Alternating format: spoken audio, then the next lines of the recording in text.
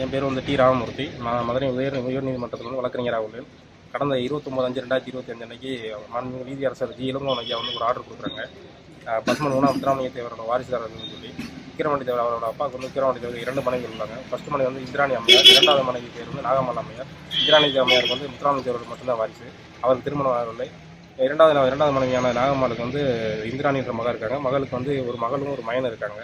அவங்களோட வாரிசு வந்து 8 பேர். 8 பேருக்கு இப்போ ஐயா நீதியரசர் ஜி. இளங்கோவன் வந்து 8 பேரும் தான் நேரடி வாரிசுதாரர்கள் என்று 29/5/2025 ஆர்டர் கொடுத்துருக்காரு. இதோட ஆர்டர் வந்து மொத்த விதமான அனைத்து விதமான சொத்துக்களும் அனைத்து விதமான உரிமைகளும் இவங்க 8 பேருக்கு தான் வந்து சேரணும்னு சொல்லியும் பசுமன் முத்துராமலிங்க தேவரோட குறிப்பு செய்ய 28, 29, 30 3 நாள் நடக்கும்.